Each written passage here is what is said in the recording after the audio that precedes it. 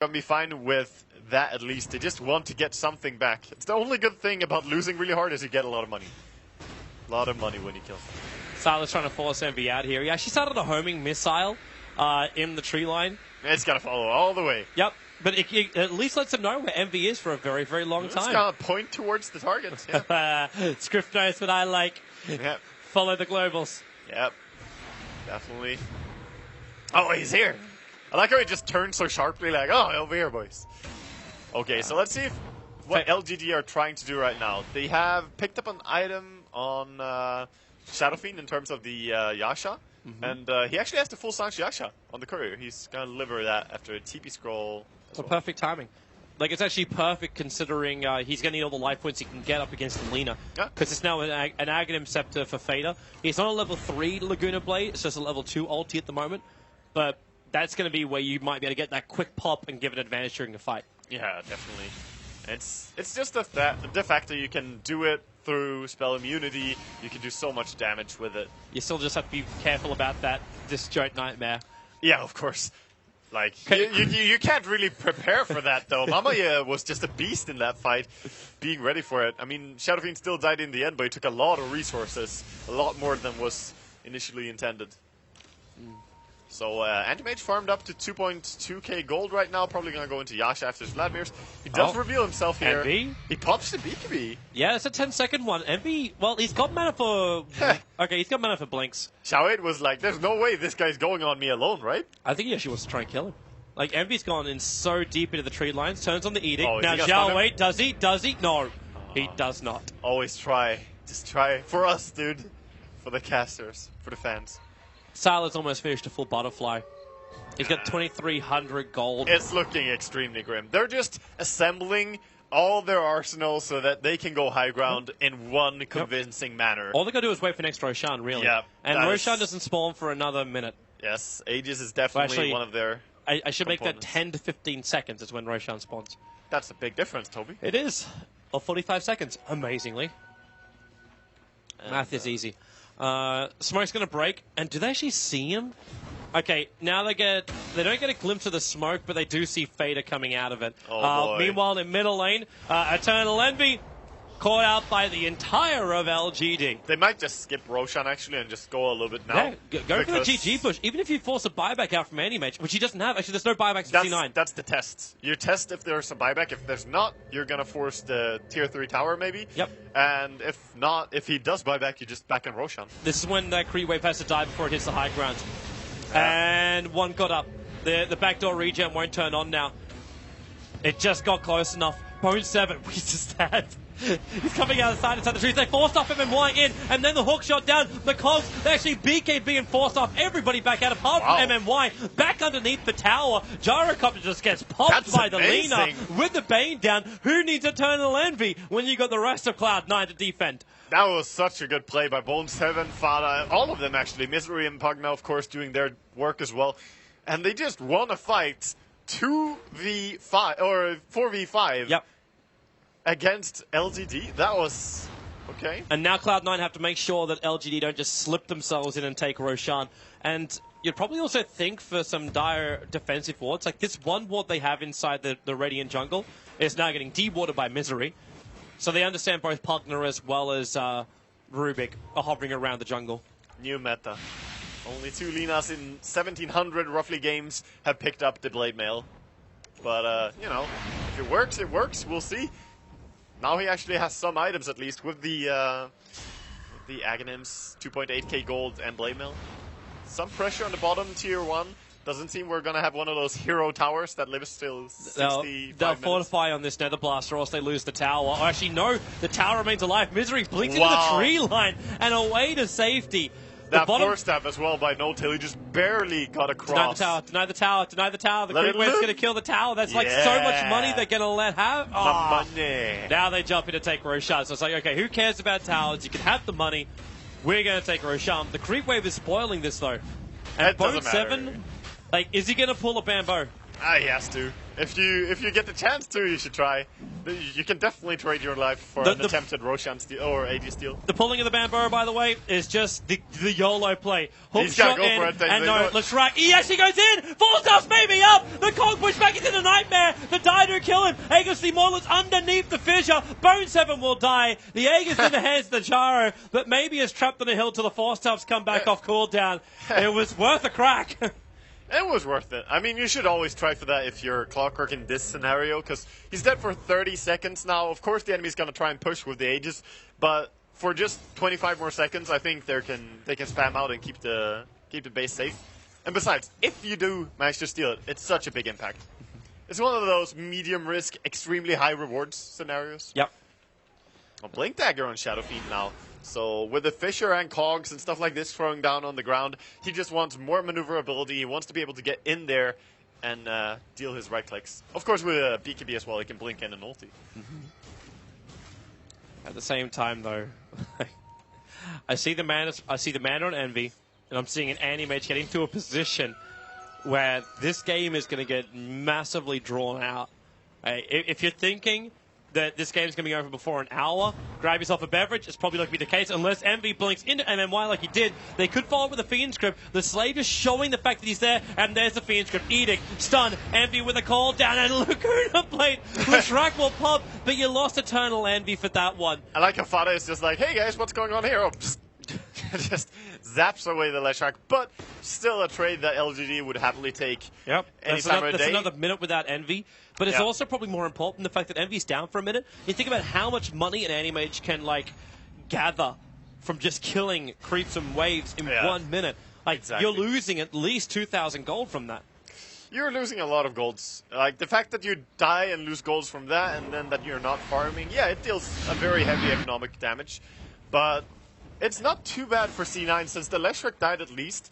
There is no high ground pressure during the time that Envy is dead. It's just that the enemy team is farming, and you have to play defensive with the rest of the heroes. It's just also looking at the KDAs.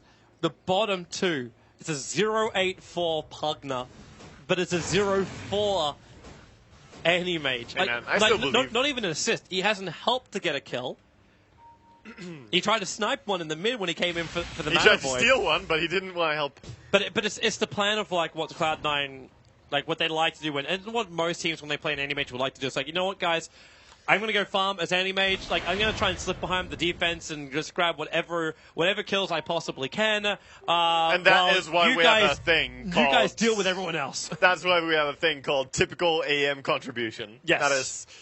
It was more of the thing when people actually played Anti-Mage a lot. I think Envy might be dying here. No. It's an invis rune. He's going to TP. He's going to leave his illusions behind and just TP out. But MMY had an invis rune. He's a mastermind.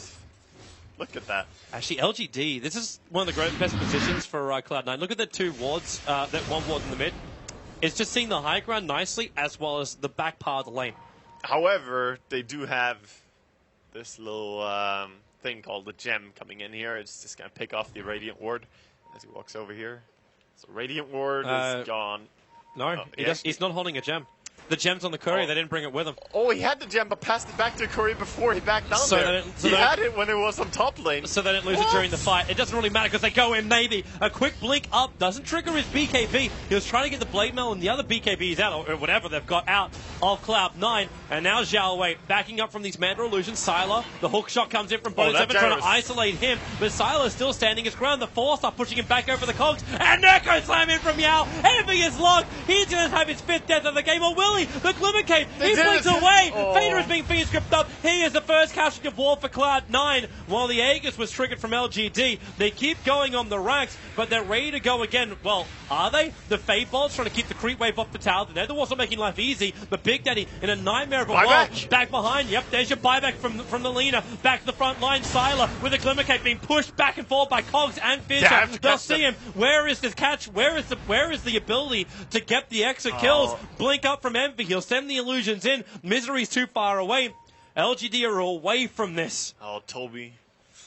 That's really harsh that they couldn't find anyone there as they were pulling out. So LGD actually get away after losing their Aegis, of course, but still dealing some damage, taking away the tier 3 tower and almost killing range racks. Harassing the melee racks doesn't really matter. They're probably not going to be back before it's full HP again. Yep. Maybe if they regroup immediately, but it's more likely they're going to wait for the next stages. Yeah. Wait for the next big damage dealing item on Sylar too.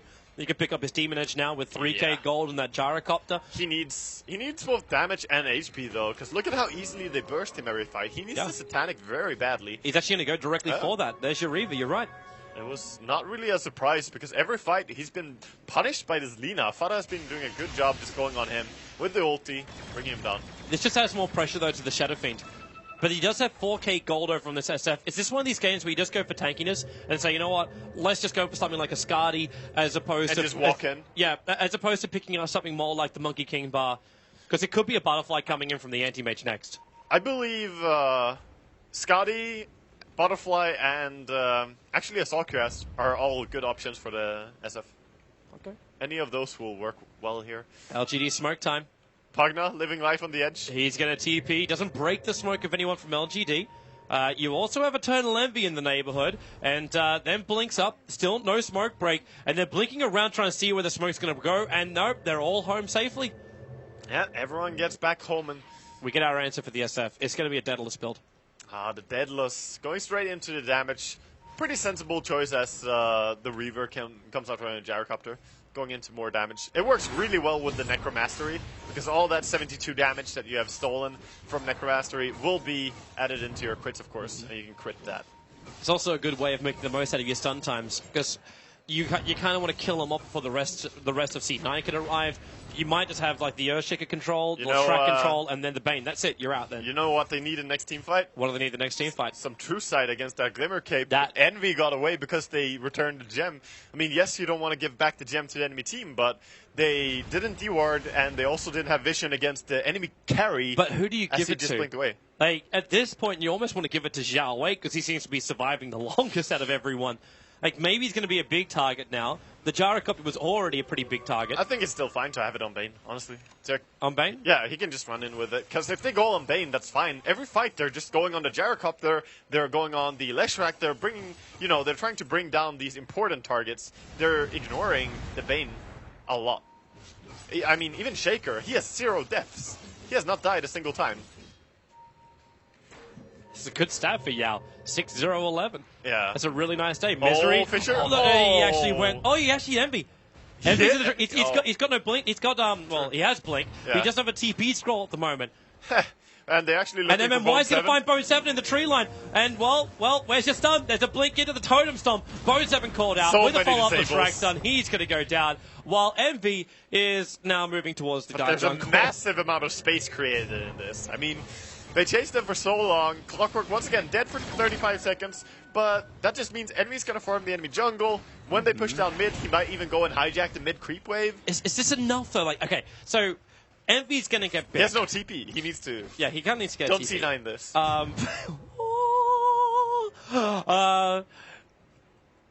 Okay, so Envy's going to get a lot of farm.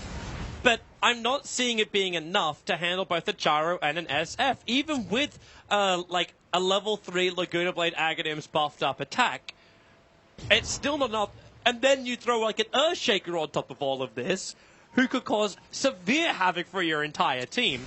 And Earthshaker is actually building a BKB of all things. Envy has the tough choice now, actually. Like, when it comes to itemization here, there are so many things that he needs. I think he's going to have to farm one more item before he becomes really relevant. He's going to BKB? Yeah, he's going to go BKB now. He is thinking about the buyback, whether or not he wants to keep that, so he does keep it.